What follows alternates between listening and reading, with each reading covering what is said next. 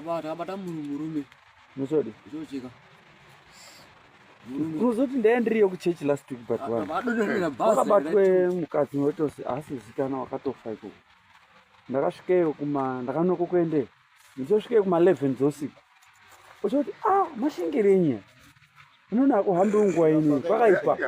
Imamubvunzei mavanga pamakondo paya. Mavanga ndechiya. Muifamba famba muri 33. Kumanyirano. Muchikambanga. Alright, so far uneicho unoti ukabate bhinya unobate munhu unouraya. Asi zuro ingari chiwere papa. Angari chiwo akatovaona kwaya angari chiwo. Bato ndakasangana naye kwaya umweni wana wakahwara. Yakatona kutaura rangu zvesoro. Saka mama amaronda ngeni. Usiku we.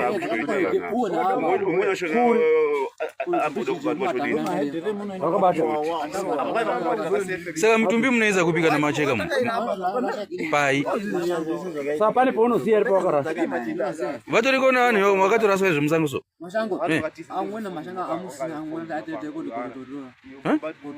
Vanhu vacho. Okay, matora moyo sepi. Mama dzane dzero ni kutotora. Asikaoni kuti unoana soro. Asana so. Right. Saka iwo right, ngatiti wabatwa ndi. Unoda ere kuuraiwa sezvakaita munhu. Akutaka tadaidza chichonayo. Hatizobhenya chonayo. Rubwei wewe. Wauraya ndi. Saka nditi wakauraya mweni, takukuurayawo mani. Unoita? Hapana wani banga irako. Hapana wani banga. Aujere kuuraya. Bakatagara tatorana riposa tinatawana ndokuurayawo zvaita mweni adi. Saka makauraya vanhu 13. Muchipa musoro kuna chonai. Saka chonai utori nayo ndi musoro izvezvi. Utori nemari yacho yaanotengesa. Anotengesa kupi? Anotengesa ipi? Right. Umbondierengera vanhu 4 awakauraya. Kuti ningi mazita awo. Wokwani. Kwa makirambo. Umweni. Na bracing na bracemo. Mukunda wacho. Woko makirambo. Kwa makirambo futi. Na shai. Wokwani. Wokwa mbya muguni. Nani? Na Brandon wambya muguni. Vanhu vauraya veseyo. Vakatofaniwa. Erenga futi. Akatotsirwa. Vasina musoro. Vasina musoro. Erenga futi amweni. Unoziya na boy. Wokwani. Wambya muguni. Enda futi. Iwo unombonzani kweyo? Philip office wepi? Uka manesa. Saka ino unongochienda kouraya wotidai. Bacho kwate libaikwa nekwachona. Vakatobvegora. Abereka atozida ndo basa. Uraira munhu 600. Saka kungaona kunoku wakazonzi endai muuraya ungaone.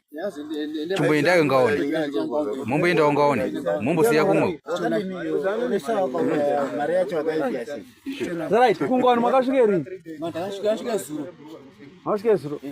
Ndapinda ikwira ini. Ndakasvika kwa kuma 8, ndosvika kuma 1 usiku. Masikati ngaona. Saka mwakakorera ngei kubata kungaona kwa? Takati mana masikati aiti kubata. Mwatobata usiku. Maya makataimire area mwaifungidzira kuti munobata. Atumudzire chiri ngaona ipo kumashopi kumangaona. Ndopo mwaida. Anga achatopera zvingaona. Pana ndau iyo yondo kuenda aienzi. Yo baro zotambata munhu mabhiya. Ndoza kwabatwa.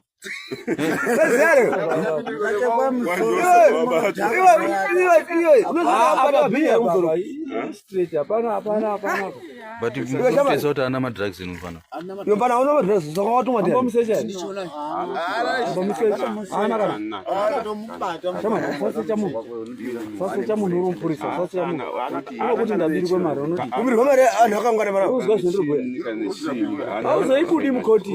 Ndabiri wewe. Uyu mfana wozviti. Unokuti ndabiri kwemari. Yo aunane usimpurisa usijini. Hedman auya. Mari kwa mahara. Hedman auya kare.